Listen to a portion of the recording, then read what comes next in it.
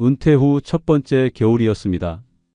62세인 저와 동갑인 아내 순옥이는 35년간 살던 집 거실에 앉아 미래를 고민하고 있었어요. 40년간 교사로 성실히 일하고 모은 돈이 통장에 5억 원. 연금까지 합치면 여생을 충분히 살 수 있는 돈이었죠. 여보, 우리 이제 뭐 하며 살까? 순옥이가 먼저 말을 꺼냈어요. 글쎄, 아이들도 다 컸고 이제 우리만 생각하면 되는데. 제가 멍하니 대답했어요. 그때 텔레비전에서 베트남 여행 프로그램이 나오고 있었어요. 푸른 바다와 저렴한 물가, 그리고 한국인들이 여유롭게 지내는 모습이 화면에 펼쳐졌습니다. 저기 좋아 보이네. 순옥이가 화면을 바라보며 말했어요. 베트남이? 응, 날씨도 따뜻하고 물가도 싸고. 우리 돈으로 거기서 살면 왕처럼 살 수 있을 것 같은데. 그 말에 저도 호기심이 생겼습니다. 한국에서는 5억으로 평범하게 살아야 하지만 베트남에서는 정말 여유롭게 살 수 있을 것 같았거든요. 다음 날부터 저희는 베트남에 대해 알아보기 시작했어요. 인터넷으로 정보를 찾아보고 베트남에 살고 있는 한국인들의 블로그도 읽어봤죠. 여보, 이거 봐. 순옥이가 컴퓨터 앞에서 저를 불렀어요. 뭔데? 베트남 다낭에 살고 있는 한국인 부부 이야기야. 3억으로 집도 사고 카페도 차렸다고 해. 정말? 제가 놀라며 화면을 들여다봤어요. 화면에는 베트남 다낭의 아름다운 해변가에 자리한 카페 사진이 있었어요. 한국인 부부가 운영하는 카페였는데 손님들이 줄을 서서 기다리고 있더라고요. 우리도 할 수 있을 것 같은데? 순옥이가 기대에 찬 목소리로 말했어요. 카페 운영해 본 적도 없는데? 제가 걱정스럽게 말했어요. 배우면 되지. 그리고 거기는 인건비도 싸고 임대료도 저렴하다고 하던데. 며칠 동안 더 알아본 결과 정말 매력적으로 보였어요. 베트남의 물가는 한국의 3분의 1 수준이었고 특히 다낭은 한국인 관광객이 많아서 한국 음식이나 카페 사업이 잘 된다고 했어요. 여보, 우리 정말 가볼까? 제가 조심스럽게 제안했어요. 진짜? 순옥이가 눈을 반짝였습니다. 일단 여행 겸 한 달 정도 가서 살아보자. 그래서 괜찮으면 이민을 하고. 좋은 생각이야. 어차피 여기서는 할 일도 없고. 그렇게 해서 저희는 베트남행을 결정했습니다. 주변 사람들에게 계획을 말하자 반응이 엇갈렸어요. 아버지, 갑자기 베트남이라니요? 큰아들 민수가 걱정스럽게 말했습니다. 왜 안 돼? 아버지도 이제 하고 싶은 거 하며 살고 싶어. 그래도 너무 갑작스러운 것 같은데요. 며느리 혜진이도 우려를 표했어요. 일단 한 달만 가볼 거야. 마음에 안 들면 바로 돌아올 거고.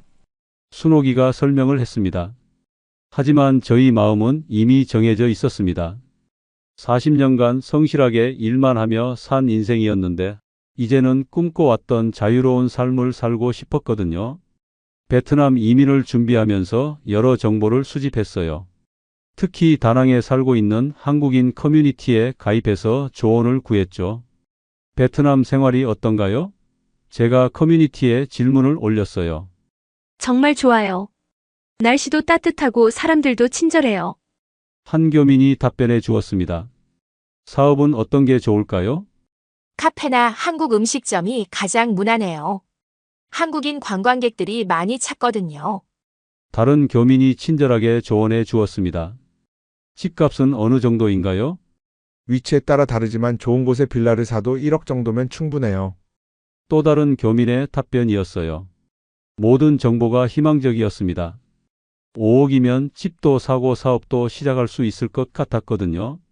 2개월 후 저희는 드디어 베트남행 비행기에 올랐어요. 가슴이 두근거렸어요. 새로운 인생의 시작이라는 생각에 설레기도 하고 불안하기도 했죠. 여보, 정말 잘 될까? 순옥이가 비행기 창밖을 바라보며 물었어요. 잘 될 거야. 우리가 이렇게 용기 내기까지 얼마나 고민했는데. 제가 순옥이의 손을 잡으며 답했어요. 4시간 반의 비행 끝에 다낭 공항에 도착했습니다. 따뜻한 날씨와 푸른 하늘이 저희를 반겨줬어요. 한국의 추운 겨울과는 정말 대조적이었죠. 와, 정말 따뜻하다. 순옥이가 감탄했어요. 공항에서 나와 택시를 타고 미리 예약해둔 호텔로 향했어요. 창밖으로 보이는 다낭의 풍경은 정말 아름다웠습니다. 야자수가 늘어선 해변가와 깨끗한 도로, 그리고 활기찬 사람들의 모습까지. 여보, 여기 정말 좋네. 제가 감탄을 했습니다. 그러게. 왜 진작 안 왔을까? 순옥이도 동의했습니다. 호텔에 도착해서 체크인을 하고 방에 들어갔어요. 바다가 보이는 방이었는데 발코니에 나가자 시원한 바닷바람이 불어왔어요. 정말 천국 같아. 순옥이가 두 팔을 벌리며 말했어요. 그날 저녁 저희는 한국인이 운영한다는 레스토랑에 갔어요. 베트남에 온 첫날이니 현지 교민의 조언을 듣고 싶었거든요. 어서 오세요. 사장님으로 보이는 50대 남성이 반갑게 인사했습니다. 안녕하세요. 저희 베트남 이민을 생각하고 있어서 왔어요. 제가 말했습니다. 아, 그러세요? 요즘 한국에서 많이 오시더라고요. 그분이 웃으며 대답했습니다. 여기서 사신 지는 지 오래되셨어요? 순옥이가 물었습니다. 5년 정도 됐어요. 처음에는 적응이 힘들었는데 지금은 정말 만족해요. 사업은 어떠세요? 잘 돼요.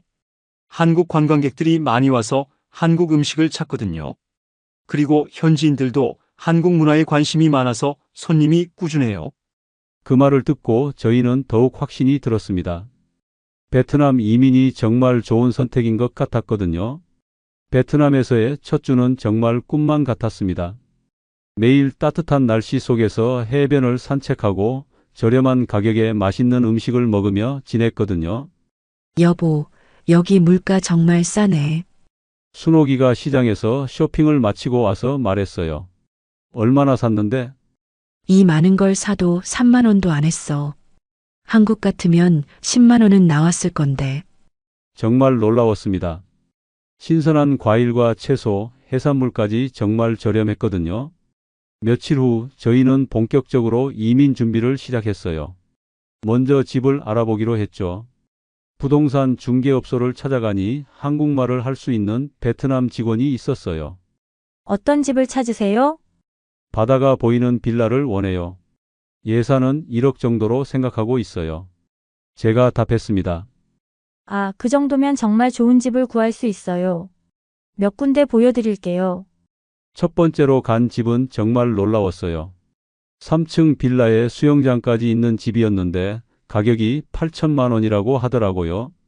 여보, 이 집 어때? 순옥이가 수영장을 보며 감탄했습니다. 정말 좋네. 한국에서는 상상도 못할 집이야.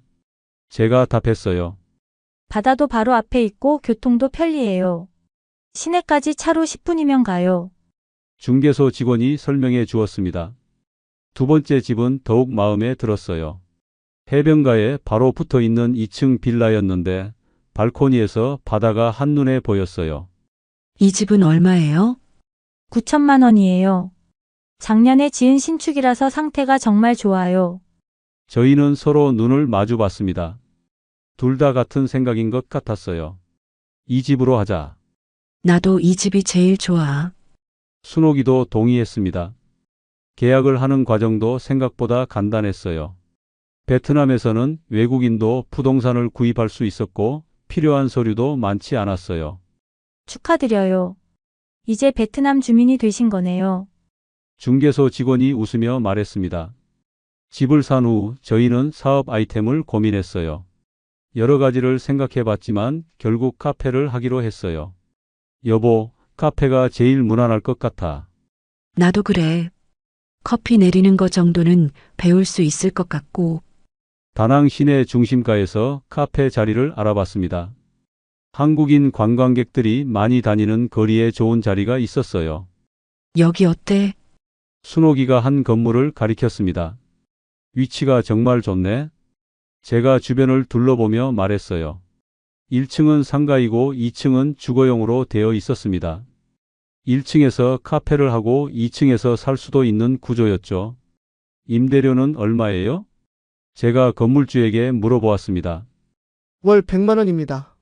한국에 비하면 정말 저렴한 가격이었어요. 서울 강남에서는 이런 위치에 이런 크기면 월 500만 원은 받았을 거예요. 계약하겠습니다. 그렇게 해서 저희는 카페 자리까지 확보했습니다. 이제 인테리어를 하고 장비를 들여놓으면 됐죠. 카페 인테리어를 위해 현지 업체를 알아봤어요. 베트남 목수들의 실력이 생각보다 좋았고 가격도 저렴했어요. 어떤 컨셉으로 하실 거예요? 한국 스타일로 하고 싶어요. 아늑하고 편안한 느낌으로요. 알겠습니다. 한국 카페 사진 몇 장만 보여주시면 비슷하게 만들어 드릴게요. 인테리어 견적을 받아보니 3천만 원 정도 나왔어요. 한국에서 같은 규모로 하면 1억은 들었을 텐데 정말 저렴했어요. 여보, 이럼 정말 돈 안 들고 카페 할 수 있겠네. 순옥이가 기뻐했어요. 그러게. 이래서 다들 베트남으로 오나 봐. 인테리어를 진행하는 동안 저희는 커피 만드는 법을 배우기 시작했어요. 다낭에 있는 다른 한국인 카페 사장에게 도움을 요청했죠. 커피 기계 사용법은 어렵지 않아요. 며칠만 연습하면 금방 배워요. 그 사장이 친절하게 알려줬어요. 원두는 어디서 사요? 현지에서 나는 베트남 원두가 품질도 좋고 가격도 싸요. 한국 관광객들도 베트남 커피를 좋아하거든요. 메뉴는 어떤 걸 하면 좋을까요? 순옥이가 물어보았습니다. 기본적인 아메리카노, 라떼, 카푸치노는 필수고요. 베트남 전통 커피인 카페 수아다도 꼭 넣으세요. 현지인들이 많이 찾아요. 한 달 후 드디어 카페 인테리어가 완성되었습니다. 정말 예뻤어요. 한국의 세련된 카페 못지 않았거든요. 와, 정말 멋지다. 순옥이가 완성된 카페를 보며 감탄했어요. 우리가 정말 카페 사장이 됐네. 저는 뿌듯했습니다. 카페 이름은 다낭 카페로 정했어요. 단순하지만 기억하기 쉬운 이름이었죠. 개업 준비를 하면서 정말 설렜어요.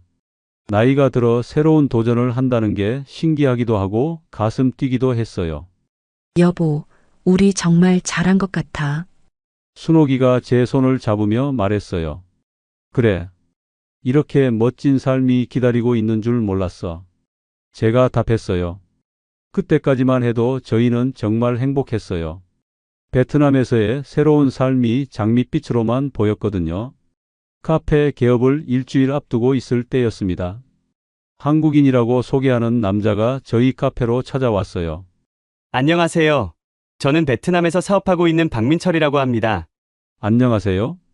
저는 김철호고 제 아내 순옥입니다. 곧 개업하신다고 들었어요. 축하드려요. 박민철이라는 남자가 웃으며 말했어요.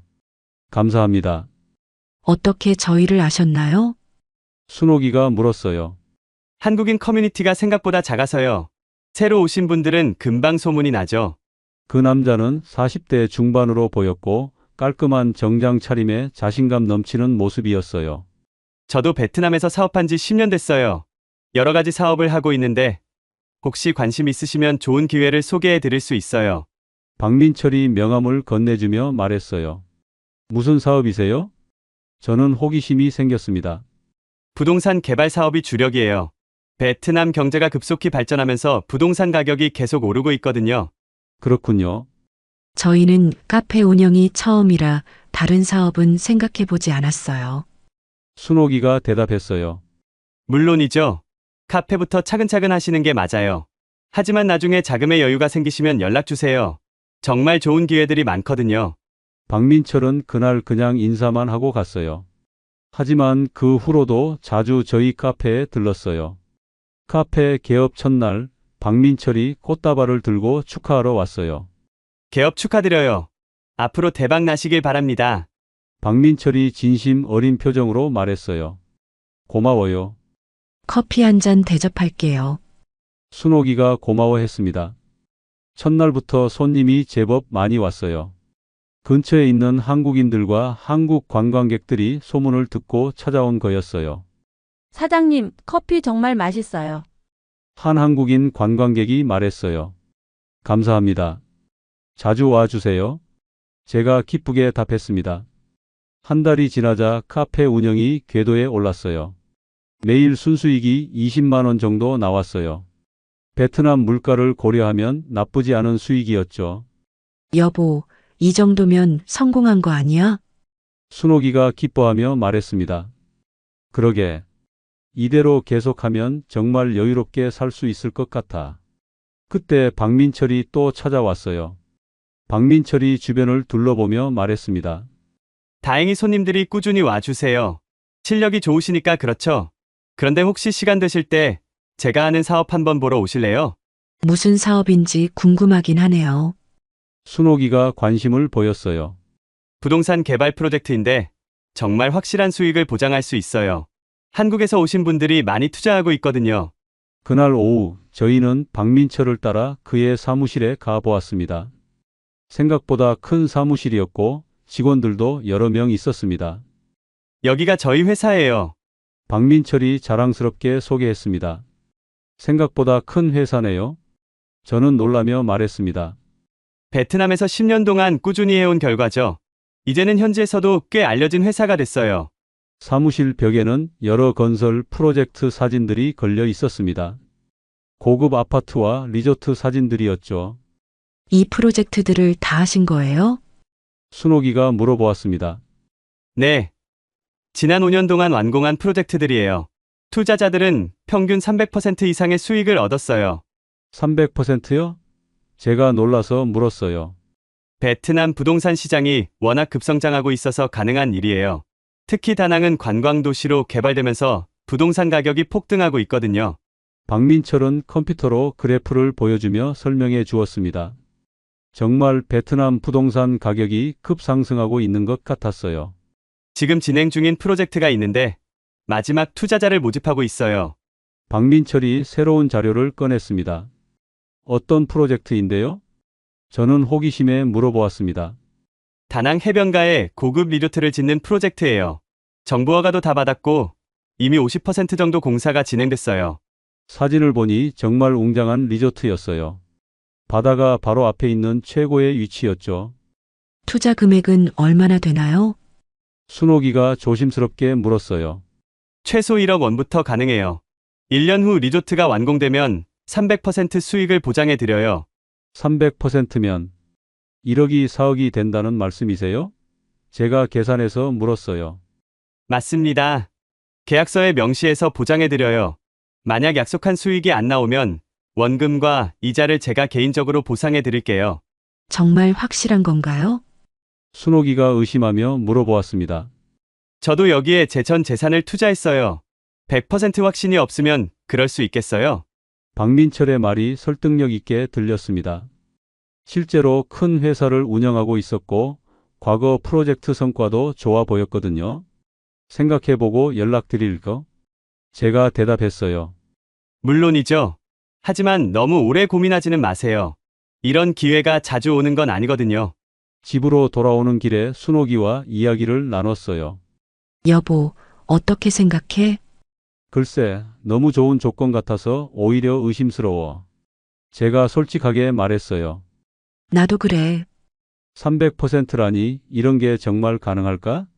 하지만 베트남 경제가 정말 급성장하고 있는 건 사실이잖아. 우리 집값도 벌써 2억이 됐다고 하더라고. 그것도 맞는 말이야.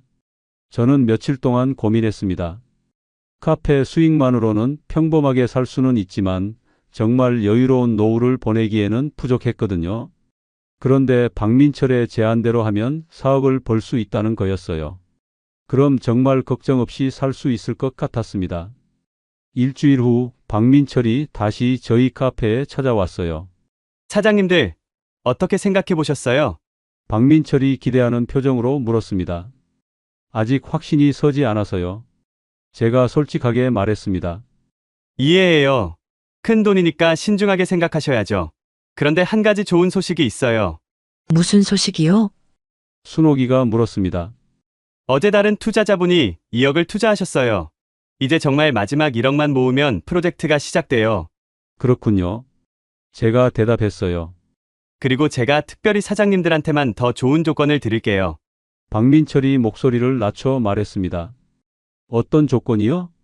원래는 1년 후에 300% 수익을 드리기로 했는데 사장님들은 6개월 후에 400% 드릴게요. 400%요? 제가 놀라서 물었어요. 네. 1억 투자하시면 6개월 후에 5억을 드린다는 얘기예요. 그 말을 듣고 정말 고민이 됐어요.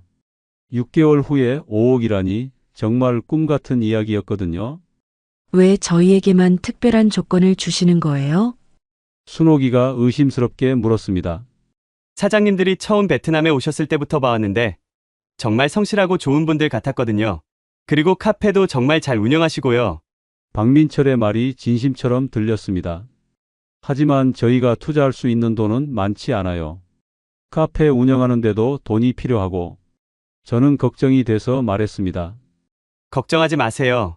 투자금은 6개월 후에 5배로 돌려받으시니까 그때 카페 운영자금은 충분히 확보되실 거예요.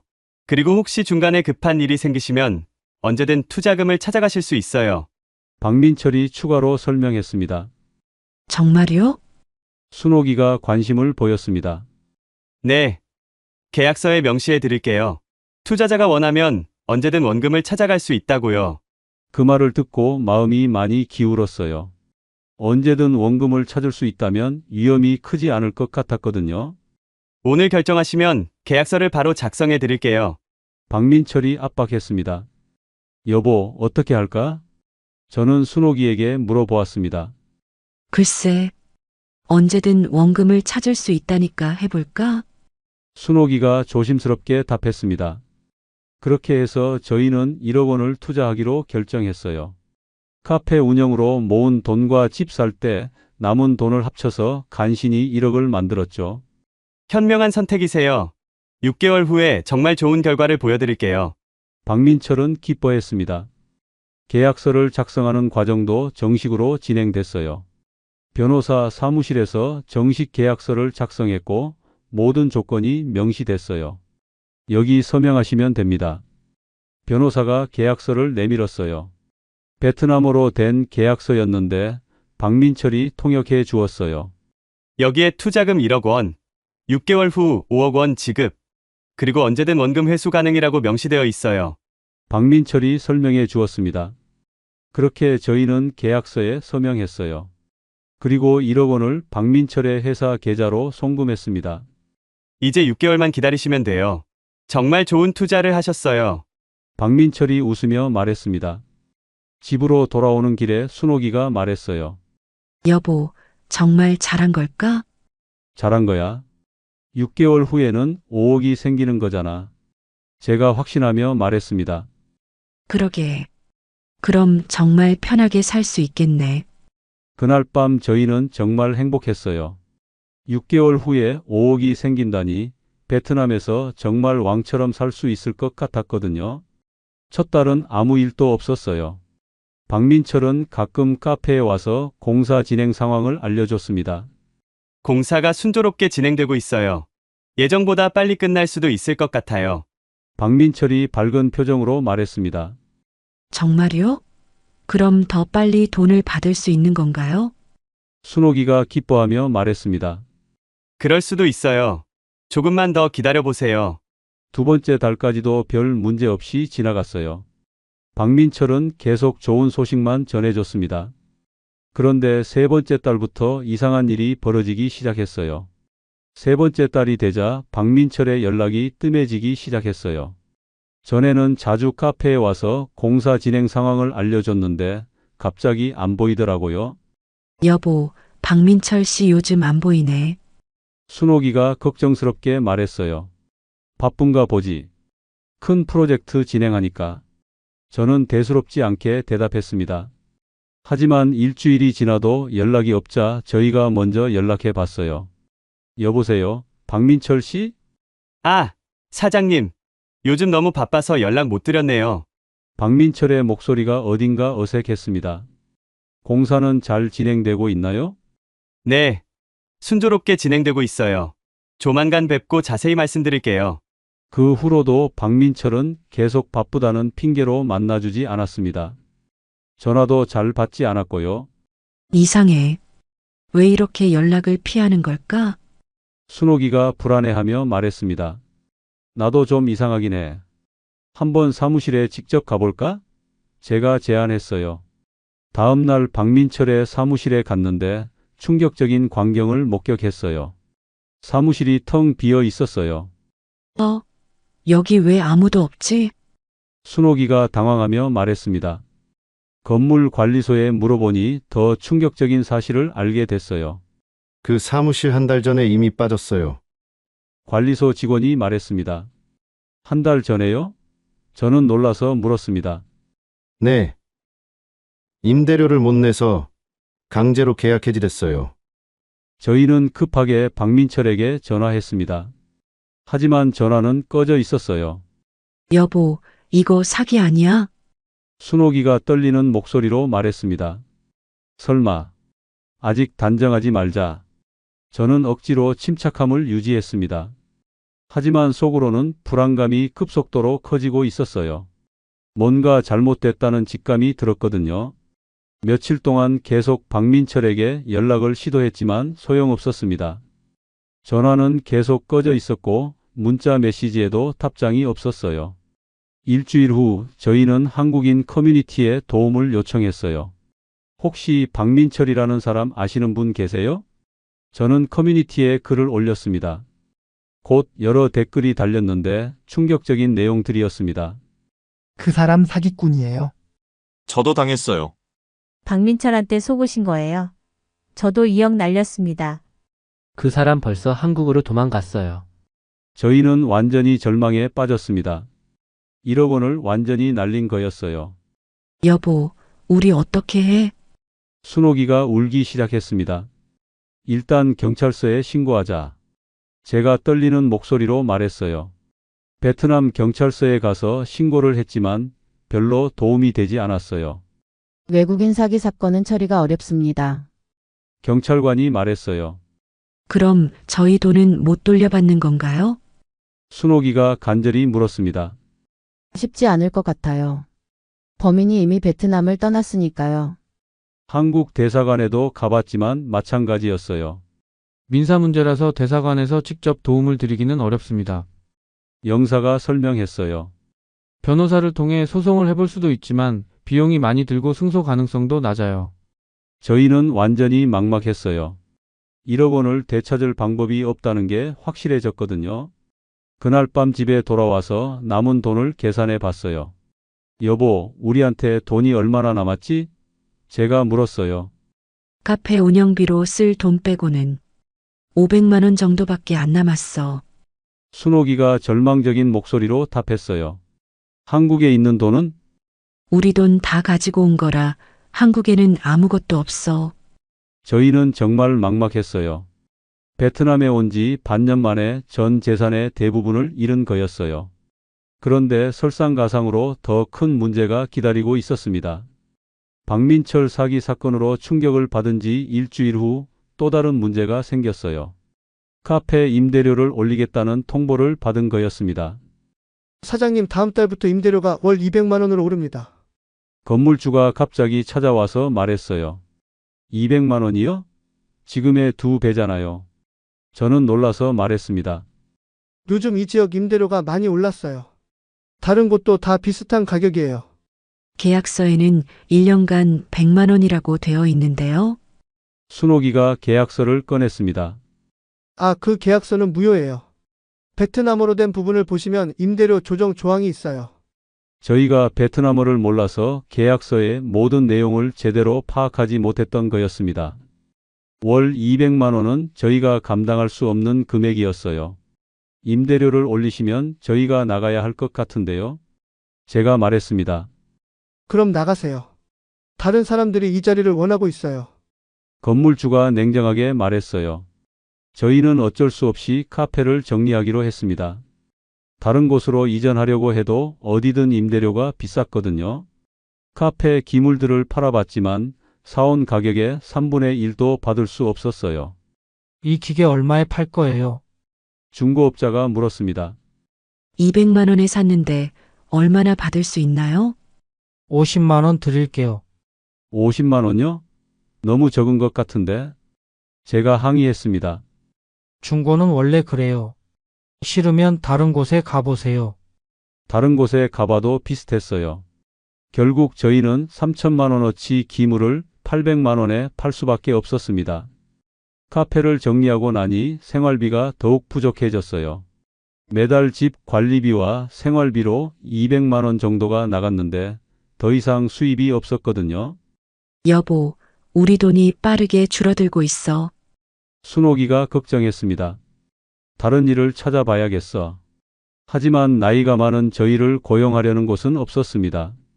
나이가 너무 많으세요. 젊은 사람으로 뽑겠습니다. 어느 식당 사장이 말했어요. 언어도 문제였습니다. 베트남어를 할 줄 몰라서 현지인들과 소통이 어려웠거든요. 한 달이 지나자 저희 상황은 더욱 악화됐어요. 남은 돈이 300만 원밖에 없었습니다. 여보, 이러다가 정말 길바닥에 나앉는 거 아니야? 순옥이가 불안해했습니다. 아직 집이 있잖아. 집을 팔면 당분간은 버틸 수 있어. 제가 답했어요. 하지만 집을 팔려고 알아보니 또 다른 문제가 있었어요. 요즘 집값이 많이 떨어졌어요. 부동산 중개업자가 말했습니다. 얼마나 떨어졌는데요? 제가 물었어요. 작년에 9천만 원에 사신 집이 지금은 6천만 원 정도예요. 6천만 원이요? 3천만 원이나 떨어졌다고요? 순옥이가 놀라며 말했습니다. 베트남 정부에서 외국인 부동산 규제를 강화해서 집값이 많이 떨어졌어요. 설상가상으로 집을 팔려면 각종 세금과 수수료를 내야 했어요. 세금과 수수료를 빼면 실제로 받을 수 있는 돈은 5천만 원 정도네요. 중개업자가 계산해 주었습니다. 저희는 어쩔 수 없이 집을 5천만 원에 팔기로 했어요. 집을 팔고 나니 갈 곳이 없었습니다. 호텔비는 너무 비쌌고 월세 집을 구하려고 해도 보증금이 부족했어요.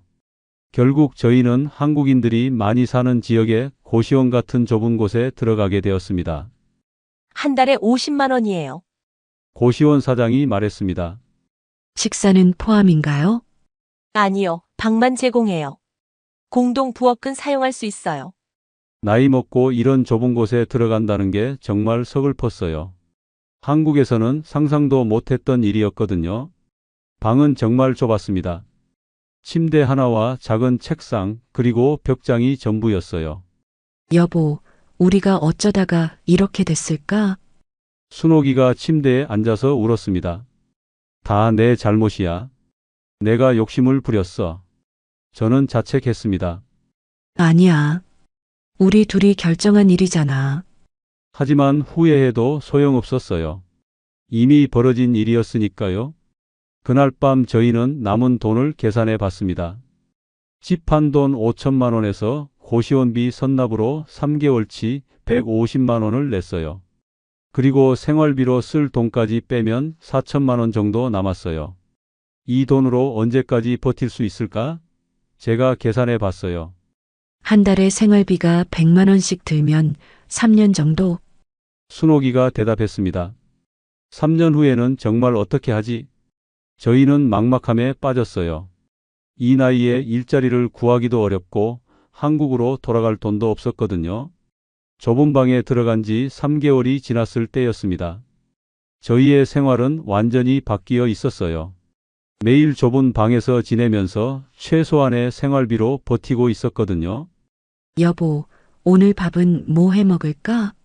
순옥이가 공동 부엌을 바라보며 말했습니다. 라면이라도 끓여 먹자. 요즘 그것도 사치스러워. 제가 한숨을 쉬며 답했어요. 매일 라면과 값싼 반찬으로 연명하고 있었습니다. 예전에 베트남에 막 왔을 때의 여유로운 생활이 꿈만 같았어요. 그날 오후 옆방에 있는 다른 한국인에게서 충격적인 소식을 들었어요. 아저씨, 혹시 박민철이라는 사람 아세요? 옆방에 사는 30대 남성이 물었습니다. 박민철요? 알죠? 저희를 속인 사기꾼이에요. 제가 쓰라린 표정으로 답했어요. 그 사람이 또 한국인들 상대로 사기를 치고 있다더라고요.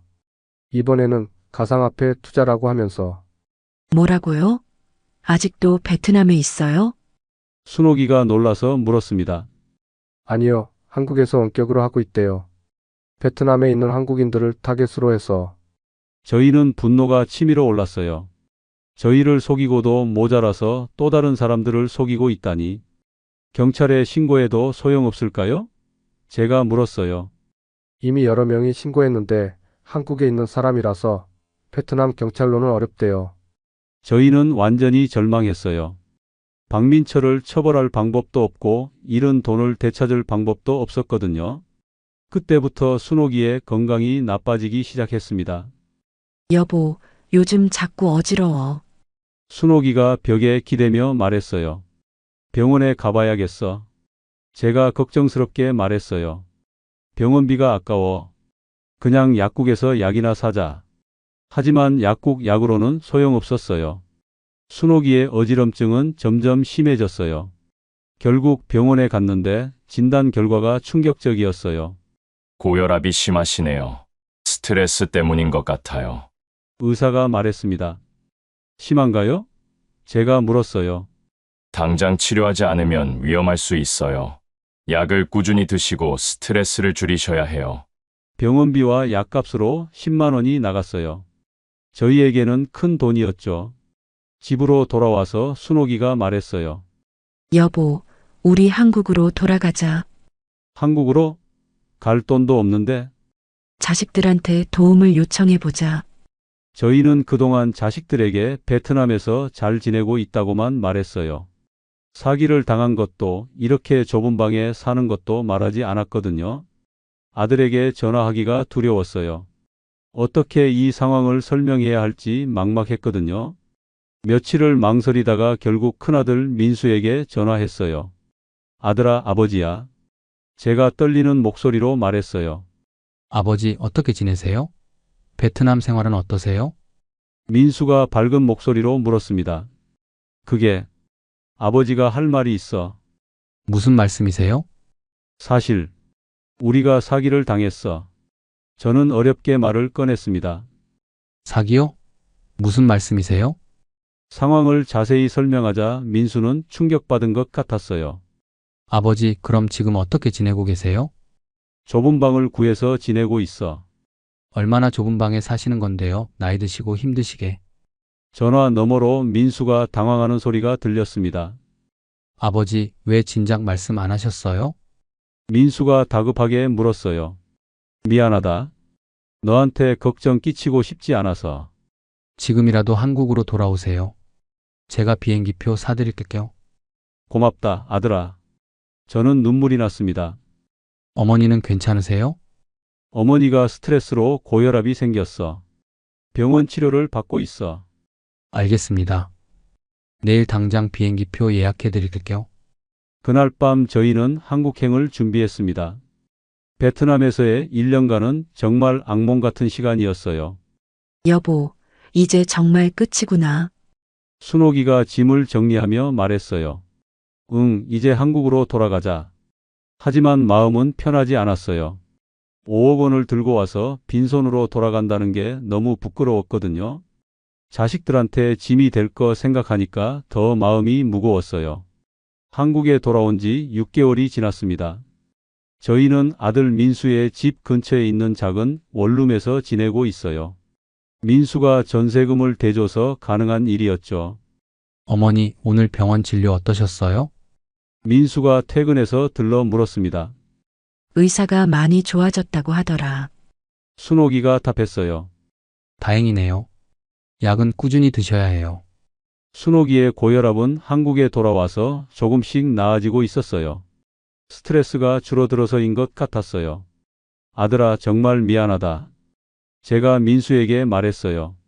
무슨 말씀이세요? 가족인데 당연한 거죠.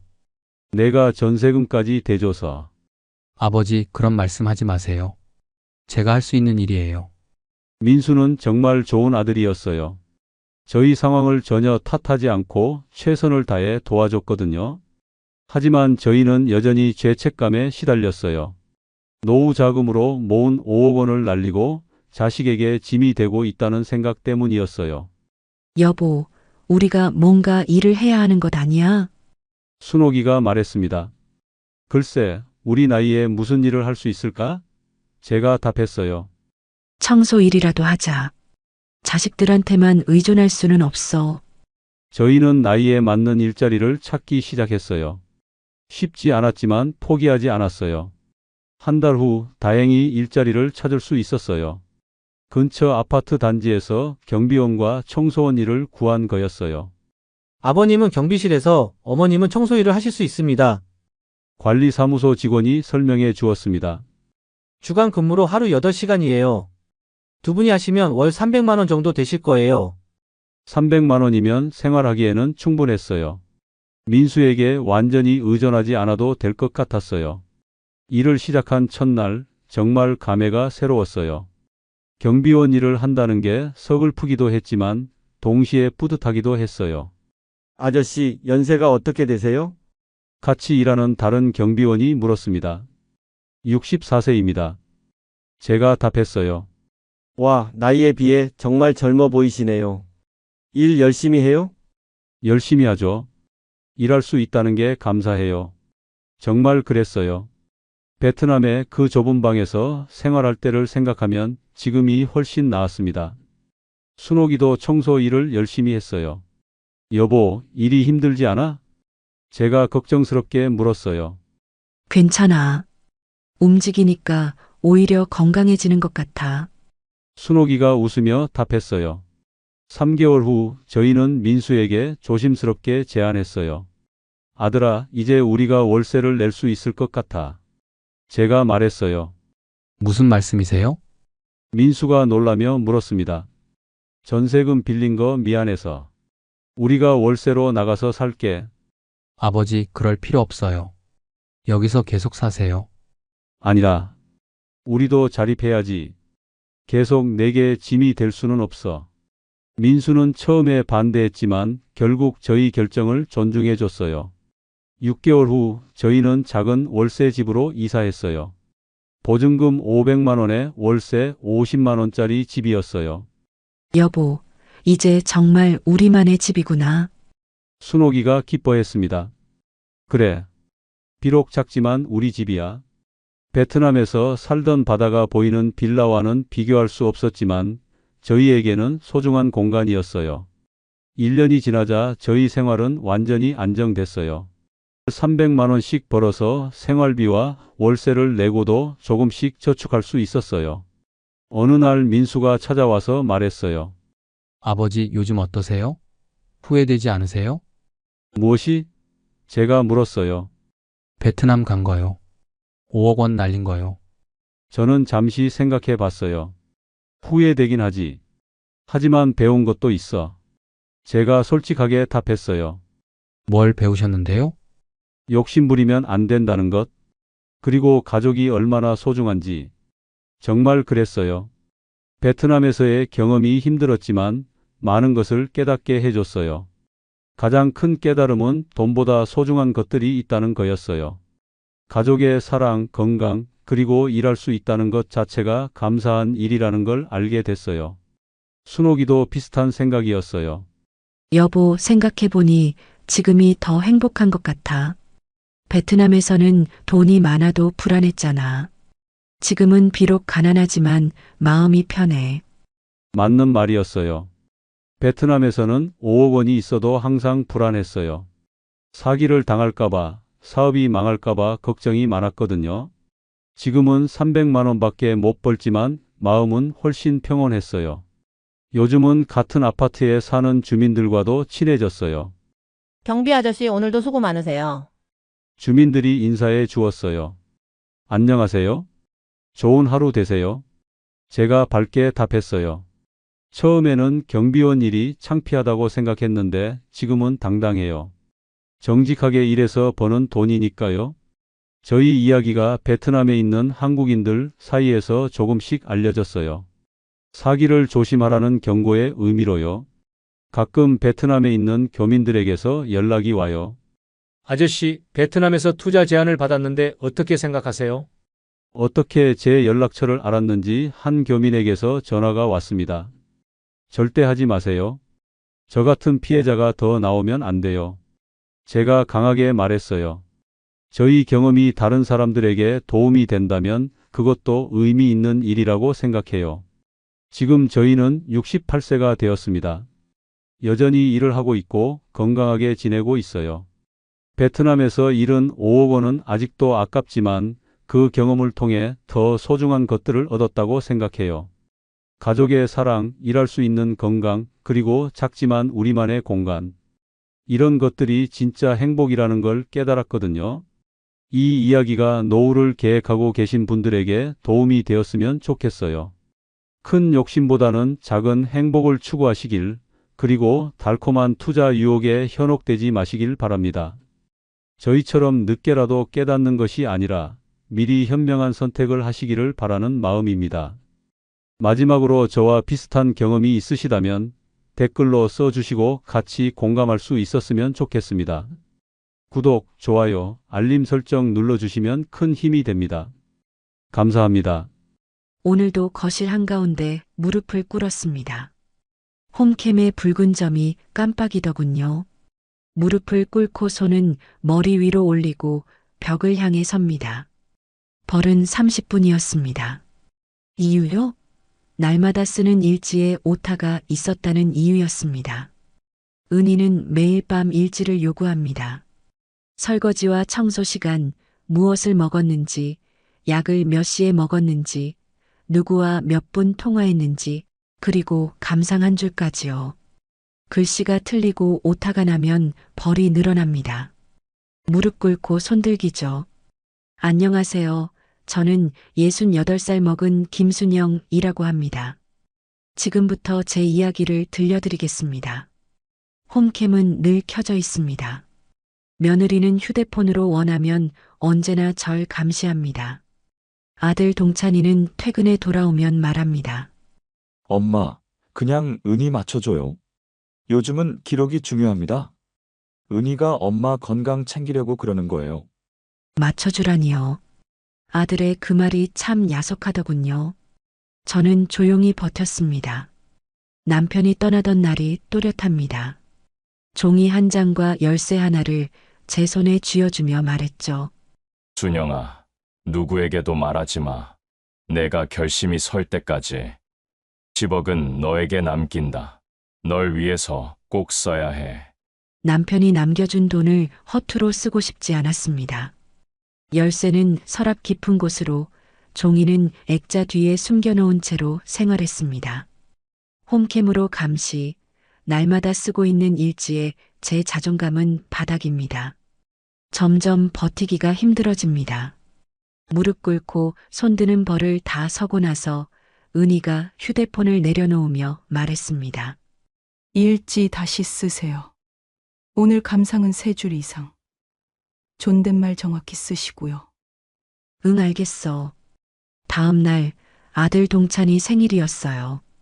저는 미역국을 끓였고 잡채를 볶고 상을 차렸습니다.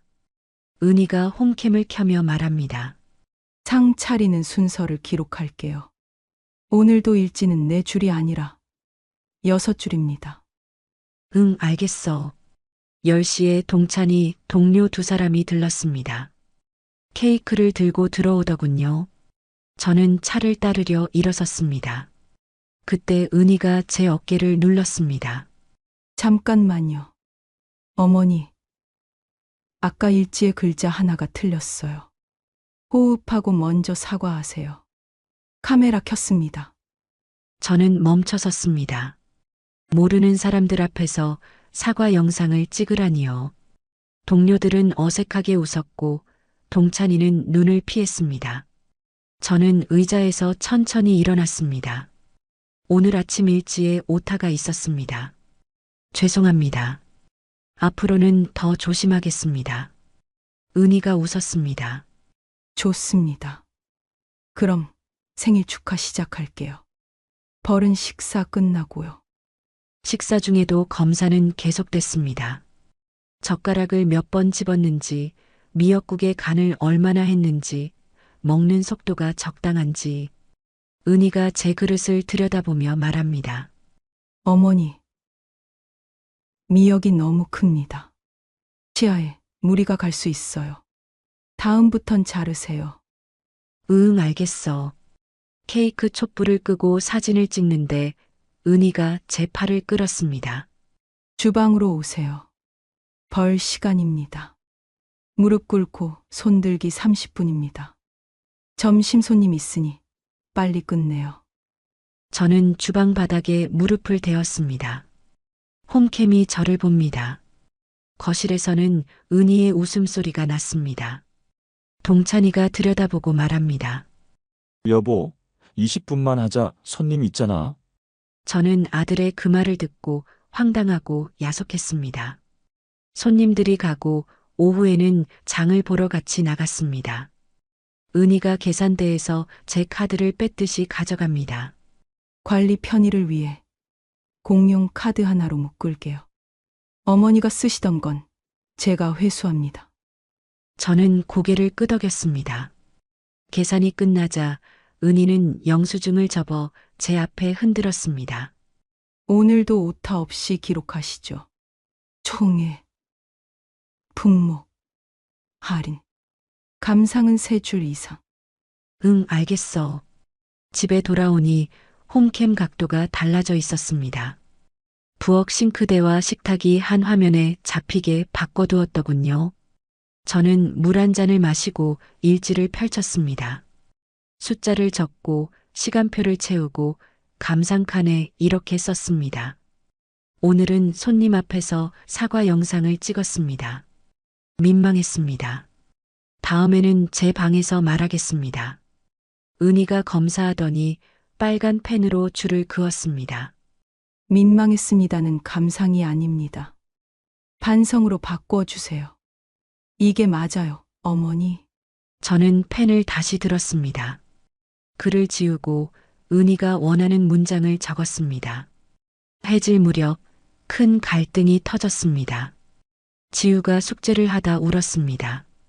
저는 옆에 앉아 등을 토닥였습니다. 그 모습을 본 은희가 달려와 말합니다. 지금 방해하지 마세요. 아이는 스스로 해야 합니다. 어머니는 참견하지 마세요. 지우가 숨을 삼키며 말했습니다. 엄마, 할머니랑 같이 하고 싶었어. 은희의 눈이 날카로워졌습니다. 어머니, 규칙을 깨면 벌이에요. 오늘은 손들기 대신 팔굽혀펴기 10회 하세요. 건강에도 좋습니다. 저는 조용히 말했습니다. 벌은 오늘 그만하자.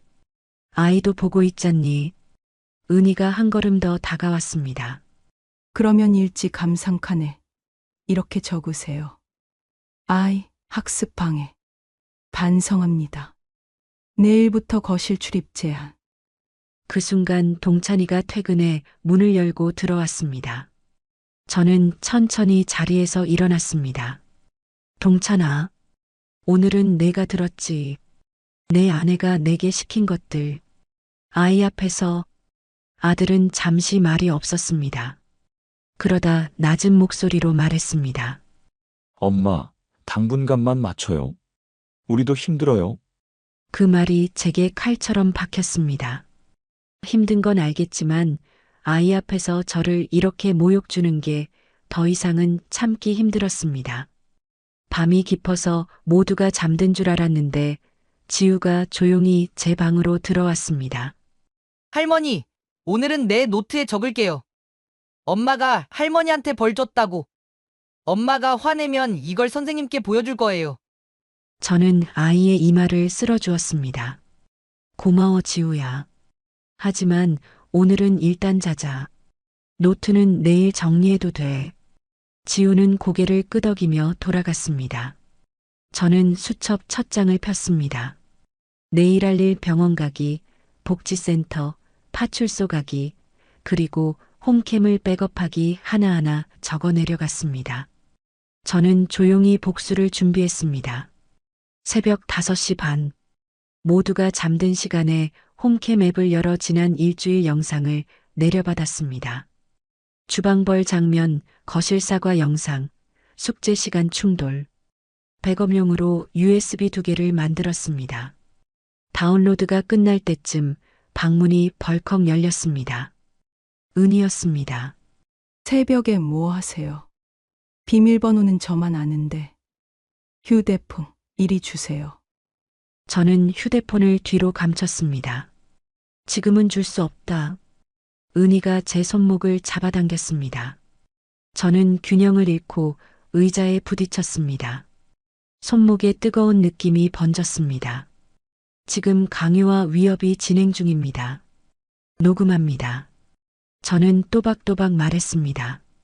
은희가 당황한 눈으로 홈캠을 올려다봤습니다. 케이블을 뽑으려 손을 뻗었습니다. 제가 홈캠을 끄고 조용히 말했습니다. 오늘은 카메라 없이 말로 하자. 대신 병원과 복지센터, 파출소에 갈 거야. 은희의 얼굴이 굳었습니다. 마음대로 하세요. 하지만 오늘 일지는 철저히 검사합니다. 오타가 있으면 벌 2배입니다. 벌은 이제 안 받고 싶다고 하니 분위기가 무거워지고 은희가 따귀를 때리더군요. 저는 조용히 내일을 준비하며 방으로 들어갔습니다. 다음 날 아침 병원에서 엑스레이와 초음파를 찍었습니다. 의사는 말했습니다. 얼굴에 폭행 흔적, 손목에 압박 자국이 보입니다. 특정 자세를 오래 했던 흔적도 있고요. 소견서를 떼고 나오는 길 복지센터에 전화를 걸었습니다. 오후 가정 방문 동행이 가능하다는 답을 받았습니다. 경찰 동행도 붙여준다고 했습니다. 저는 고개를 끄덕였습니다.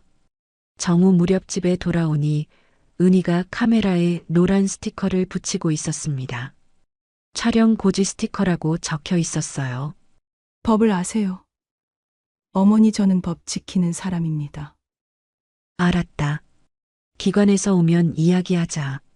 저는 의자에 앉아 대답했습니다. 은희가 비웃었습니다. 기관이 무슨 도움이 된다고요? 집안일은 집에서 끝내야죠.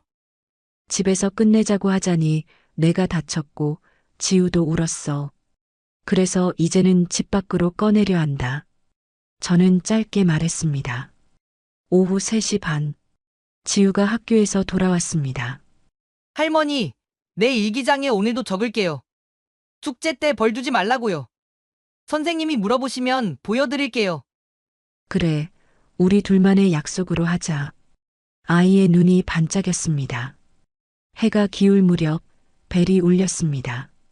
복지사와 경찰관이 신분증을 보여주었습니다. 집으로 들어와 거실을 살폈지요. 복지사가 말했습니다. 촬영 고지는 확인했습니다. 거실 외 공간 촬영은 금지입니다. 일지 강요, 무릎 손들기 같은 벌은 중단하시고요. 은희가 대답했습니다. 저는 어머님 건강을 위해 관리했을 뿐이에요. 오해가 너무 큽니다. 경찰관이 제 손목과 얼굴을 보고 물었습니다. 오늘 다툼이 있었습니까? 제가 말했습니다. 휴대폰을 빼앗으려 하여 손목을 잡아당기고 며느리가 따귀를 때렸습니다. 녹음 파일이 있고 백업된 홈캠 영상이 있습니다. 복지사가 고개를 끄덕였습니다. 오늘은 경고와 안내입니다. 추가 자료를 제출하시면 임시보호명령을 검토하겠습니다. 저는 서랍에서 일지 묶음과 무릎 방석을 내놓았습니다. 그리고 휴대폰을 켜서 녹음 파일이 있다고 말했죠. 병원 소견서와 사진도 폴더에 준비해 두었습니다. 손목 자국, 뺨 붓기, 날짜와 시간. 경찰이 고개를 끄덕였습니다. 확인했습니다. 오늘은 경고와 안내부터 진행합니다. 바로 그때 은희가 말했습니다. 저도 힘들었습니다. 어머님이 일지를 자꾸 틀리시고 약도 헷갈리셨어요. 그래서 관리를 한 겁니다. 사랑이죠. 복지사가 차분히 물었습니다. 무릎 꿇기와 손들기는 왜 시켰나요? 공개 사과 영상은 왜 찍었나요? 건강 때문이었습니다. 자세 교정이고 어르신이 자꾸 잊으셔서요. 복지사가 저를 보며 물었습니다. 어르신 생각은 어떠세요? 저는 짧게 말했습니다. 벌은 고통이었습니다. 아이와 손님들 앞에서 사과 영상은 모욕이었습니다. 경찰이 메모를 하며 말했습니다. 노인학대 의심. 벌과 상시 감시는 중단 권고. 위반 시 즉시 조치하겠습니다. 은희 얼굴이 굳었습니다. 경찰이 카메라 앞에 서서 홈캠 각도를 확인했습니다. 화분 쪽으로 낮추세요. 사람의 얼굴을 계속 쫓아가는 설정은 끄세요. 접근 권한은 본인과 기관만, 기록은 필요한 장면만 보관하세요. 복지사가 4칸짜리 표를 꺼냈습니다. 오늘부터 지킬 것들입니다. 첫째, 벌 금지. 둘째, 일지 강요 금지. 셋째, 거실 외 촬영 금지. 넷째, 약 라벨 임의 변경 금지. 위반 시 여기로 연락 주시면 됩니다. 즉시 오겠습니다. 저는 펜을 들어 제 이름을 먼저 썼습니다. 김순영. 아들 동찬이가 이어서 서명했습니다.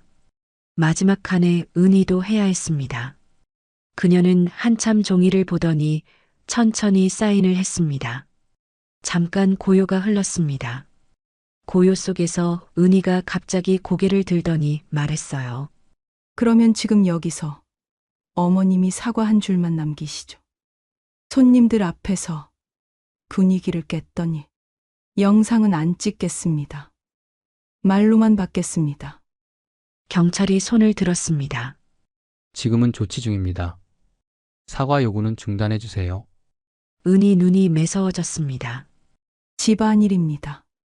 저도 말할 권리가 있어요. 복지사가 짧게 답했습니다. 오늘부터는 절차가 먼저입니다. 집안일이더라도 법의 선이 있습니다. 그 선을 넘지 않게 하시죠. 은희가 말이 막히자 표적을 바꾸려는 듯 싱크대로 갔습니다. 약 봉지를 꺼내 라벨을 뒤적이더니 한 줄을 덧붙였습니다. 점심약 12시에서 3시로 변경. 관리의 효율을 위해. 저는 즉시 사진을 찍어 시간과 함께 저장했습니다. 경찰이 지켜보다가 말했습니다. 지금은 변경은 금지입니다. 원래대로 돌려놓으세요. 약은 의사와 본인 동의가 있어야 바꿀 수 있습니다. 은희 손이 굳었습니다. 라벨이 종이 위에서 부스럭 소리를 냈습니다. 작은 소리였지만 집안 공기는 더욱 어색해졌습니다. 그때 지우가 학교 가방을 메고 들어왔습니다. 상황을 보더니 제 옆으로 와 앉았습니다. 숙제 공책을 펼치고 별 스티커를 꺼냈죠. 할머니, 오늘은 이 별을 카메라 옆에 붙일게요. 지키는 별이래요. 복지사가 엷은 미소를 띄었습니다. 정리를 마치고 복지사와 경찰이 나가려는데 은희가 갑자기 제 쪽으로 성큼 다가왔습니다. 휴대폰은 검사하겠습니다. 오늘 새벽에도 몰래 접속하셨죠. 비밀번호는 저만 아는 건데요. 경찰이 한 발 앞으로 나섰습니다. 휴대폰 강제 제출 요구는 안 됩니다. 접근 기록은 업체를 통해 보존하겠습니다. 오늘 어머님 기기에 손대지 마세요. 은희가 뒤로 물러섰습니다. 눈빛이 흔들렸습니다. 은희의 흔들림이 처음으로 눈에 보였어요. 저는 숨을 깊게 들이마셨습니다. 현관문이 닫히고 집이 조용해졌습니다. 합의문이 식탁 위에서 말없이 우리를 보고 있었습니다. 저는 그 종이를 사진으로 찍어 전자공증 앱에 올렸습니다. 타임스탬프가 딱 하고 붙었습니다. 19시 41분 8초. 시간이 기록되었습니다. 저는 잠시 뒤 변호사에게 메시지를 보냈습니다. 가정 방문 확인. 합의문 확보. 내일 오전 임시 보호 명령 신청하겠습니다. 홈캠 로그 보전도 같이 넣겠습니다. 네, 알겠습니다. 저는 바로 답장을 보냈죠. 내일 오전 법원. 오후에는 은행에 가보겠습니다. 변호사에게 문자를 하고 나니 마음이 한결 가벼워졌습니다. 밤이 깊자 은희의 발소리가 복도를 지나갔습니다. 문틀의 별 앞에서 한번 멈췄다가 돌아섰습니다. 저는 스탠드를 끄기 전 일지를 펼쳤습니다. 오늘은 일지 대신 계획을 썼습니다. 복도 센서 등이 한 박자 늦게 켜졌다 꺼졌습니다. 늦게 켜지는 불빛이 더 친절할 때가 있습니다. 늦어도 도착하면 되니까요. 저는 이불을 가만히 끌어올리고 눈을 감았습니다. 내일은 무릎 대신 의자. 말 대신 절차로 진행할 겁니다. 제 이름으로요. 아침 공기가 차갑게 들어왔습니다. 세수를 하고 머리를 뒤로 넘겼어요. 가방엔 어젯밤 정리한 서류를 넣었습니다. 병원 소견서, 손목과 얼굴 사진, 일지 묶음, 홈캠 캡처, 복지사 확인서. 종이가 무거웠지만 마음은 조금 가벼웠습니다. 다음 날 아침 9시 10분, 가정법원 민원실에서 번호표를 뽑았습니다. 변호사가 기다리고 있었죠. 서류를 한 장씩 넘기며 말했습니다. 어머니, 오늘은 임시보호명령과 접근금지부터 신청합니다. 홈캠 로그 보존도 함께 넣겠습니다. 증거 목록 1번부터 11번까지 정리되어 있습니다. 혹시 추가하실 게 있나요? 네. 손자 지우의 일기입니다. 아이가 어젯밤 제 방에서 쓰던 걸 맡겼어요. 변호사가 고개를 들더군요. 아이가 쓴 기록은 결정적일 수 있습니다. 교사 확인 서명만 받으면 더 좋습니다. 그 자리에서 담임 교사에게 전화했습니다. 잠시 후 메시지가 도착했죠. 아동의 진술서 협조 가능. 학교 상담실에서 확인함. 날짜와 시간. 선생님의 이름. 문자 끝에 짧게 적혀 있었어요. 지우는 늘 할머니 편이었습니다. 10시 40분 신문실. 판사는 제 손목 사진과 병원 소견서를 오래 들여다봤습니다. 거주지 내 상시 감시, 공개적 사과 요구, 신체적 벌 부과. 노인에게 부적절한 지시가 반복되었습니다. 당사자는 폭행을 부인하지만 영상과 음성이 존재합니다. 저는 또박또박 말했습니다. 벌써는 것은 고통이었습니다. 제가 모르는 손님들 앞에서의 사과는 모욕이었습니다. 오늘부로 피해자 주거 이전 권고, 가해 의심자 접근 금지 100m, 연락 금지, 홈캠 비활성화 및 로그 보존 명령. 임시입니다만 즉시 효력이 발생합니다. 위반 시 곧바로 조치됩니다. 도장을 찍는 소리가 법정에 가볍게 울렸습니다. 저는 그 소리를 오랫동안 기억할 겁니다. 점심 무렵, 저는 은행으로 갔습니다. 남편이 주고 간 작은 열쇠를 파우치에서 꺼냈습니다. 창구 직원이 서랍 안에서 오래된 금속 상자를 꺼내 주었습니다. 상자 안엔 오래된 통장 하나와 봉투가 있었습니다. 봉투 앞면엔 짧게 쓰여 있었습니다. 준영아, 이 돈은 꼭 너를 위해 써야 해. 저는 그 자리에서 계좌를 재정비했습니다. 제 명의의 단독 계좌 하나, 접근 권한은 저와 변호사뿐. 오후엔 공증 사무소로 갔습니다. 변경된 유언장에 서명을 했죠. 그 자리에서 부동산 중개인과 통화도 마쳤습니다. 매물은 24평형 6억 9천. 취득세와 수수료까지 해도 아직 제게는 돈이 남았습니다. 집으로 돌아가기 전 저는 복지사와 경찰에게 연락했습니다. 주거 이전을 위해 동행을 요청했죠. 오후 5시 현관문 앞에 선 세 사람의 발걸음 소리가 촘촘하게 겹쳤습니다. 현관을 열자 은희가 서 있었습니다. 눈빛은 어제와 달랐습니다. 어제의 흔들림 대신 빠르게 계산하는 표정이었습니다. 어머니, 무슨 쇼를 하시는 건가요? 집안일은 집안에서 끝내자고요. 경찰관이 조용히 말했습니다. 오늘부터는 법의 절차가 먼저입니다. 임시 보호명령이 발부되었습니다. 접근 금지와 연락 금지. 홈캠은 즉시 비활성화하고 로그는 확보하겠습니다. 은희가 제 어깨를 지나 싱크대 쪽으로 걸었습니다. 홈캠 본체의 플러그를 붙잡더니 내려다봤죠. 어젯밤처럼. 그러나 오늘은 달랐습니다. 경찰관이 조심스럽게 그녀의 손을 막아 세웠습니다. 손대지 마세요. 증거물입니다. 저는 방으로 들어가 천천히 짐을 챙겼습니다.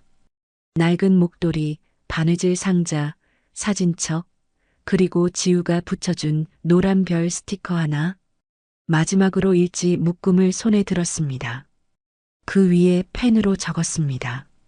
오늘의 감상, 무릎 대신 의자로, 벌 대신 절차로, 현관으로 나오자 지우가 서 있었습니다. 학교에서 돌아온 얼굴. 아이가 제 손을 꼭 잡았어요. 할머니, 별 하나 더 드릴게요. 오늘은 2개가 지키는 날이래요. 알았다. 별과 별 사이에 내가 서 있을게. 너 대신 내가 크고 단단하게. 엘리베이터가 내려가고 문이 닫힐 때 은희의 목소리가 좁은 틈을 타 흘렀습니다. 소송하면 다 끝날 줄 아세요. 어머님 아들 동찬이도 제 편입니다. 엘리베이터 틈에서 흘러나온 목소리는 짧고 날카로웠습니다. 끝까지 가보자는 투였죠. 저는 눈을 감고 한 번 숨을 길게 들이마셨습니다. 오늘부터는 무릎을 꿇지 않겠다고 스스로에게 다시 말했어요. 저는 새로 계약한 집으로 가보았습니다. 새 거처는 병원과 노인복지관에서 가까운 오피스텔로 구했습니다. 창문을 열자 차가운 바람이 커튼을 밀었습니다. 침대 머리맡엔 자료처리, 책상 위엔 작은 스탠드와 공증 도장이 나란히 서 있었죠. 저는 하루를 마무리하며 기록을 남겼습니다. 며칠 후 아침 10시 20분. 법원 조정실 앞 복도 공기가 눅눅했습니다. 번호를 부르는 전광판이 깜빡이고 소환장을 든 사람들이 어깨를 좁혔습니다. 제 차례가 끝나고 문을 나서는데 맞은편 의자에서 동찬이와 은희가 동시에 일어섰습니다. 은희 손에는 조정기록 사본이 들려 있었고 맨 앞장에 끼워둔 서류 모서리가 바스락거렸습니다. 은희가 먼저 다가왔습니다. 은희의 눈이 저의 서류와 제가 메모해 놓은 것들을 바라보고 있었습니다. 손가락 끝이 파르르 떨렸습니다. 어머니, 이게 뭐죠? 주택 매매 잔금 6억 9천 이체 확인. 변호사 선임 및 포렌식 비용 일괄직. 어떻게 이럴 수 있나요? 우리 몰래 이만한 돈이 있었다고요. 동찬이가 뒤늦게 제 옆으로 섰습니다. 얼굴빛이 어제보다 창백했습니다. 목젖이 한번 크게 움직였습니다. 엄마, 진짜야? 아버지가 남긴 돈이 이만큼이었다고. 왜 한마디도 말 안 했어? 우리가 어려웠을 때도. 은희가 서류를 흔들었습니다. 조정기록에 적힌 숫자들이 흔들릴 때마다 형광펜 선이 깜빡였습니다. 주거 분리 1년. 접근 금지 연장. 임대차 특약에 피신청인 출입 금지. 어머니, 이건 복수가 아니라 처벌이에요. 우리를 집에서 밀어내시겠다는 거잖아요. 어떻게 가족한테 이럴 수 있죠? 동찬이가 제 눈을 똑바로 보지 못했습니다. 시선을 바닥으로 떨구고 신발 끝을 맞추더니 작은 소리로 말했습니다. 그래도 엄마, 왜 나한테는 말했어야지. 나는 복도 스피커에서 다음 조정실 호명이 뚝 끊겼습니다. 잠깐의 정적이 생겼습니다.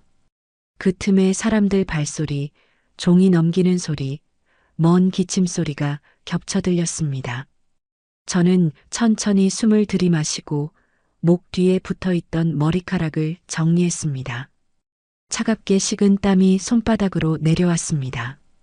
은희가 한 걸음 더 들어왔습니다. 향수 냄새가 강해졌습니다. 아버님 돌아가시고도 이렇게 오랫동안 감추신 거예요. 그 돈으로 우릴 시험하셨다는 거죠. 홈캠 문제로 화가 나셨다 해도 10억은 선을 넘은 겁니다. 가족을 상대로 이런 판을 짜고 변호사까지 붙이고 부동산까지. 어떻게? 동찬이가 그 말을 막고 싶다는 듯 손을 들었다가 내렸습니다. 손등에 핏줄이 도드라졌습니다. 엄마, 정말로 왜였어? 아버지 유산이면 우리가 같이 상의했어야지. 나도 지우 아빠야. 엄마 아들이고. 저는 고개를 들었습니다. 그리고 낮은 목소리로 말했죠. 내 아빠가 마지막 날 내 손에 열쇠와 종이를 쥐어주었다. 결심이 설 때까지 누구에게도 말하지 말라고 했어. 그리고 이 돈은 나리에 쓰라고 했다. 며느리 내가 홈캠으로 감시를 하고 일지를 쓰게 하고 벌을 세운 그날부터 마음을 먹었다. 이 돈으로 집도 사고 날 위해 돈을 쓰기로. 은희 얼굴이 굳었습니다. 입술에 힘이 들어가며 색이 옅어졌습니다. 서류가 손끝에서 더 크게 떨렸습니다. 그럼 결국 나 때문에. 그래서 10억으로 우리를. 말끝이 흐려졌습니다. 말이 비어있는 자리로 기류가 스며들었습니다. 동찬이 그 빈자리를 오래 바라봤습니다. 눈동자가 반쯤 젖어 있었고 입술이 열렸다 닫혔습니다. 엄마, 나 알아. 내가 봤어야 했어. 근데도 말 없이 여기까지 온 건 마음이 아프다. 우리가 모른 채로 엄마가 혼자 다 준비한 게. 은희가 숨을 크게 들이마셨습니다. 억지로 평정을 눌러놓은 톤이었습니다. 좋아요. 법으로 가겠다 하셨으니 우리도 절차로 보겠습니다. 다만 기억하세요. 가족끼리 이렇게까지 숨기는 건 아니에요. 어머니. 은희가 몸을 돌렸습니다. 굽 높은 구두 소리가 복도 타일에 짧게 튕겼습니다. 동찬은 그대로 자리에 남았습니다. 손을 바지 주머니에 넣었다 빼고 다시 넣었습니다. 손끝이 허공에서 방향을 잃은 사람처럼 떨렸습니다. 엄마, 나 지금은 무슨 말을 해야 할지 모르겠어. 동찬이 눈을 감았다 뜨더니 두 손으로 얼굴을 문질렀습니다. 미간에 깊은 주름이 생겼다가 펴졌습니다. 동찬이는 한 발 물러서 복도 끝을 향해 걸어갔습니다. 걸음은 느렸고 어깨는 처져 보였습니다. 남겨진 공기에는 종이 냄새와 소독약 냄새가 섞여 있었습니다. 저는 품에 안은 갈색 파일을 다시 붙들었습니다. 잠시 후 조정실 문이 다시 열렸습니다. 다음 번호가 불렸습니다. 저는 벽시계를 올려다봤습니다. 시침과 분침이 아주 조금씩 앞당겨져 있었습니다. 제 차례가 되어 조정실 안에 둥근 테이블에 앉았습니다. 의자 다리가 바닥을 스치는 마찰음이 아주 작게 났습니다. 판결문 요지가 낭독되고 양측의 요구가 벽에 걸린 시계처럼 일정하게 회전했습니다. 제 요구는 간단했습니다. 정신적 손해에 대한 배상 공개 사과문 제출, 벌 금지 각서, 주거 분리 1년. 은희 측은 과하다고 했고 저는 하나를 추가했습니다. 새집 임대차 특약, 접근 금지 대상자의 출입 금지, 위반 시 즉시 해지. 내 집에서 내가 만든 규칙이었습니다. 조정위원은 서류를 한 장씩 넘기며 정리했습니다. 손해배상은 분할 납부하되 회차마다 교육 이수 확인을 첨부, 미이행 시 강제 집행, 접근 금지와 연락 금지 준수, 아동압벌과 모욕, 공개 사과 요구 금지, 사과문은 피해자 대리인을 통해 접수, 주거 분리 1년 이후 연장 여부는 추후에 결정한다. 저는 고개를 끄덕였습니다. 복도를 나오니 동찬이가 문 옆에 서 있었습니다. 동찬이는 작게 말했습니다. 엄마, 내가 더 일찍 봤어야 했어요. 저는 고개를 끄덕였습니다. 그럼 오늘부터 봐라 라는 뜻으로요. 내가 직접 쓰는 일지로. 지우의 일지는 지우가 쓰고 너의 일지는 내가 쓰는 것이다. 누구의 펜도 빼앗지 않는 집이 되자. 그는 길게 숨을 내쉬고 말했습니다. 알겠습니다. 어머니 뜻대로 하겠습니다. 그날 오후 저는 등기와 잔금 일정을 확정했습니다. 중개사는 놀랄 만큼 신속했고 특약 조항을 꼼꼼히 확인했습니다. 조정이 끝나고 며칠 후 동찬이에게서 전화가 왔습니다. 엄마, 저희 이혼하기로 했어요. 전화 너머 아들의 목소리가 무겁게 가라앉아 있었어요. 예상했던 일이었지만 실제로 듣고 나니 가슴 한편이 아려왔습니다. 언제 결정한 거니?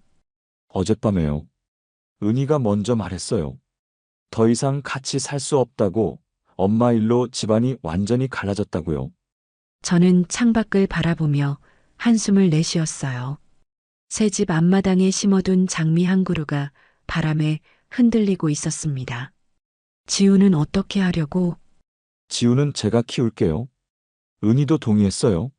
사실 은희는 아이 키우는 걸 부담스러워 했거든요. 동찬이의 목소리에서 쓸쓸함이 묻어났습니다. 결혼 생활 8년을 정리한다는 게 쉬운 일은 아닐 거예요. 그럼 지우랑 둘이 살 곳은 정했니? 네. 회사 근처 아파트를 알아보고 있어요. 지우 학교도 전학시켜야 하고 정신없을 것 같아요. 저는 잠시 생각했습니다. 그리고 조심스럽게 말을 꺼냈어요. 동찬아, 혹시 여기서 같이 살 생각은 없니? 엄마 집에서요? 여기 방이 3개거든. 지우도 학교 옮기지 않아도 되고 나도 지우랑 있으면 좋고. 어때? 전화 너머로 동찬이 깊은 숨을 쉬는 소리가 들렸습니다. 엄마, 괜찮을까요?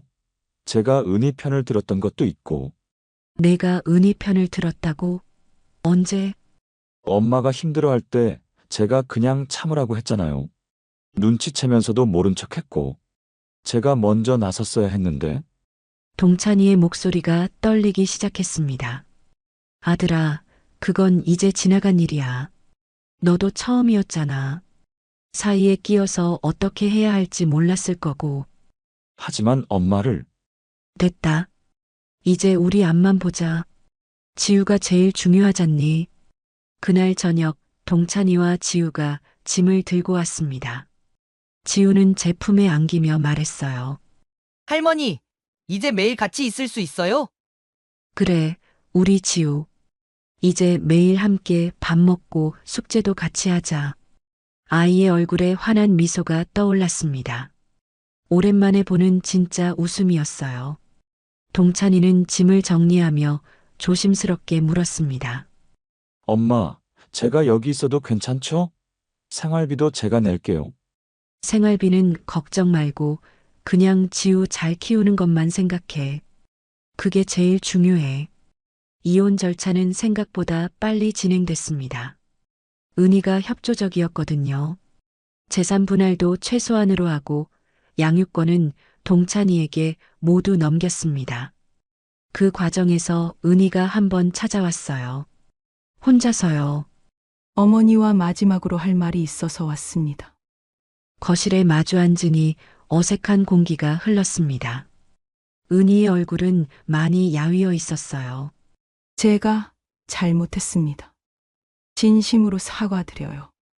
저는 고개를 끄덕였습니다. 알고 있어. 너도 처음이었을 거야. 시어머니를 모시는 게. 아니에요. 변명의 여지가 없어요. 어머니를 사람이 아니라 관리해야 할 대상으로 봤던 것 같아요. 홈캠으로 감시하고 벌을 주고. 지금 생각해보니 정말 끔찍한 일이었어요. 은희의 눈에 눈물이 맺혔습니다. 왜 그랬던 걸까? 나한테. 처음엔 정말 어머니 건강을 챙기고 싶었어요. 약도 제 시간에 드시라고. 일지도 쓰시라고. 그런데 언제부턴가 그게 통제가 되어 버렸어요. 제가 정해놓은 기준에 어머니를 맞추려고만 했죠. 그래도 너무 심했어. 특히 지우 앞에서는. 그게 제일 죄송해요. 지우에게 할머니를 무시해도 된다고 가르친 거나 마찬가지잖아요. 저는 찻잔을 들며 말했어요. 이제라도 깨달았으니 다행이야. 앞으로는 다른 사람에게 그러지 마. 네. 상담도 계속 받을 거예요. 분노 조절 교육도 끝까지 마치고요. 은희는 가방에서 봉투 하나를 꺼냈습니다. 이건 지우 양육비예요. 매달 보낼게요. 제가 못해준 엄마 역할이라도 돈으로는 책임지고 싶어요. 고마워. 지우를 위해 잘 쓸게. 은희가 일어서며 마지막으로 말했습니다. 어머니, 정말 죄송했습니다. 그리고 10억으로 당신만의 자유를 찾으신 거 어떻게 보면 멋있어요. 그런 평가를 받을 줄은 몰랐는데 조금 놀라웠습니다. 문을 나서며 은희가 돌아보았어요. 동찬이와 지우 잘 부탁드려요. 그럴 거야. 걱정 말고 너도 새 출발 잘해.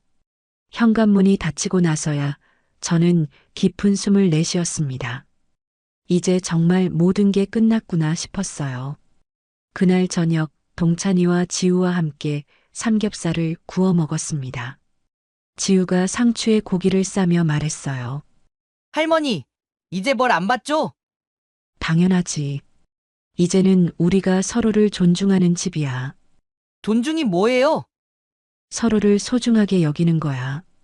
할머니도 지우를 소중하게 생각하고 지우도 할머니를 소중하게 생각하는 거. 그럼 아빠도 소중하게 생각해요? 그럼 아빠가 제일 소중하지. 동찬이가 웃으며 지우의 머리를 쓰다듬었어요. 우리 지우가 제일 소중해. 그 순간 저는 깨달았습니다. 이게 진짜 가족의 모습이구나. 서로를 통제하려 하지 않고 벌을 주지도 받지도 않고 그냥 있는 그대로 사랑하는 것. 밤이 깊어 지우를 재우고 나서 동찬이와 둘이 차를 마시며 이야기했어요. 엄마, 정말 고생 많았어요. 너도 힘들었을 거야. 아내와 엄마 사이에 끼어서. 솔직히 말하면 저도 은희가 무서웠어요. 성격이 워낙 강하니까 맞서기보다는 피하는 쪽을 택했죠. 그게 엄마한테는 더 큰 상처가 됐을 텐데. 이제 지난 일이야. 앞으로만 생각하자. 동찬이는 찻잔을 내려놓으며 말했습니다. 엄마, 아버지가 남겨주신 돈 정말 잘 쓰신 것 같아요. 자유를 사신 거잖아요. 그래. 내 아빠가 마지막에 해준 선물이었던 것 같아. 저는 창밖을 바라보며 남편을 떠올렸습니다. 세상을 떠나면서까지 저를 지켜주려 했던 남편의 마음이 이제야 온전히 이해됐어요. 다음 날부터는 정말 새로운 일상이 시작됐습니다. 아침에는 지우를 깨워서 학교 보내고 동찬이는 출근 준비를 하고 저는 아침 식사를 준비하면서 하루를 시작했어요. 홈캠도 없고 일지도 쓰지 않고 벌을 받지도 주지도 않는 집. 대신 저는 일기를 쓰기 시작했습니다. 제가 원해서 쓰는 일기를요. 오늘의 감상. 자유롭다는 것은 누구의 눈치도 보지 않고 의자에 앉아 차를 마시는 것이다. 그리고 돈이 있어야 한다.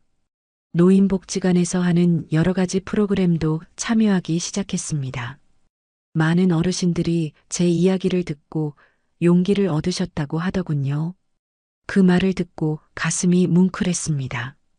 제 경험이 다른 분들에게도 도움이 된다니 그 자체로 보람이었어요. 지우는 새 학교에 잘 적응했습니다. 친구들도 사귀고 성적도 좋아졌어요. 무엇보다 웃음이 많아졌습니다. 어떤 날은 숙제를 하다가 저에게 물어보기도 해요. 할머니, 이 문제 어떻게 풀어요? 그럼 같이 생각해보자. 할머니도 잘 모르지만 함께 공부해보자. 예전에 은이었다면 아이가 스스로 해야 한다며 제지했을 텐데 이제는 자유롭게 지우를 도와줄 수 있어서 좋았어요. 동찬이도 많이 달라졌습니다. 집에 오면 지우와 시간을 보내려고 노력하고 저에게도 하루 있었던 일들을 이야기해주곤 했어요. 엄마, 오늘 회사에서 승진 얘기가 나왔어요. 정말 우리 동찬이 잘했네. 아직 확정은 아니지만요. 열심히 해볼게요. 지우 교육비도 더 많이 벌어야죠. 그런 대화를 나누는 것만으로도 행복했습니다. 1년이 지났습니다. 지우는 3학년이 되었고 동찬이는 정말 승진을 했어요. 저는 노인복지관에서 정식으로 기록학교 강사가 되었습니다. 그리고 무엇보다 저희는 서로를 존중하며 살아가고 있어요. 어느 날 지우가 제게 물어봤습니다. 할머니, 예전에 무릎 꿇고 뭘 받던데 기억나요? 기억나지. 왜? 그때 할머니가 너무 불쌍해 보였어요. 저도 무서웠고요. 엄마가 할머니한테 그렇게 하는 게 맞는 건지 몰랐어요. 지우야, 그때 내가 할머니 편에서 줬던 작은 용기들 기억해. 별 스티커도 붙여주고 비밀 일기도 써주고. 그게 할머니한테는 정말 큰 힘이 됐어. 정말요? 정말이야. 내가 있어서 할머니가 포기하지 않을 수 있었거든. 지우의 얼굴에 뿌듯한 미소가 번졌습니다. 그럼 지금은 행복하세요? 물론이지. 지금이 제일 행복해. 그날 밤 저는 창가에 앉아 밤하늘을 올려다봤습니다. 별들이 반짝이고 있었어요. 남편의 영정 앞에 가서 조용히 말했습니다. 여보, 고마워요. 당신이 남겨준 열쇠로 정말 중요한 문을 열었어요. 자유의 문을요. 그리고 지우 방으로 가서 자고 있는 아이의 이마에 살짝 키스했습니다. 동찬이 방 앞을 지나가는데 안에서 전화하는 소리가 들렸어요. 지우 엄마 미안해. 아이가 감기 걸려서 이번 주말 방문은 어려울 것 같아. 네. 다음에 뵐게요. 은희와도 가끔 연락하며 지우를 만나게 해주고 있었어요. 아이에게는 엄마니까요. 제 방으로 돌아와 일기장을 폈습니다. 오늘의 감상. 별은 어둠 속에서 더 밝게 빛난다. 우리 집의 별들도 그렇게 빛나고 있다. 창밖을 보니 지우가 붙여준 별 스티커들이 가로등 불빛을 받아 반짝이고 있었어요. 노란 별, 파란 별, 그리고 제가 나중에 붙인 빨간 별까지. 각각 다른 색이지만 모두 함께 빛나고 있었습니다. 저는 미소를 지으며 전등을 껐어요. 내일은 지우와 함께 복지관에 가기로 했거든요. 아이가 할머니들에게 동화책을 읽어주고 싶다고 했어요. 그런 지우를 보면서 생각했습니다. 이 아이는 다른 사람을 존중할 줄 아는 어른으로 클 거라고. 벌을 받으며 자란 아이가 아니라 사랑받으며 자란 아이로서 말이에요. 눈을 감으며 마지막으로 생각했습니다. 10억 원이 준 것은 단순한 자유가 아니었어요. 우리가 서로를 사랑할 수 있는 환경이었어요. 감시가 아닌 관심으로, 벌이 아닌 대화로, 통제가 아닌 존중으로 이어진 가족. 그것이 남편이 저에게 남겨준 진짜 선물이었던 거죠. 별들이 창문 너머로 반짝이는 가운데 저는 깊은 잠에 빠져들었습니다. 꿈속에서도 별들이 빛나고 있었어요. 여기까지가 제 이야기였습니다. 제 이야기를 끝까지 들어주셔서 감사합니다. 오늘 이야기 마음에 남으셨다면 구독과 좋아요, 댓글 부탁드립니다. 여러분의 응원이 필요합니다. 감사합니다.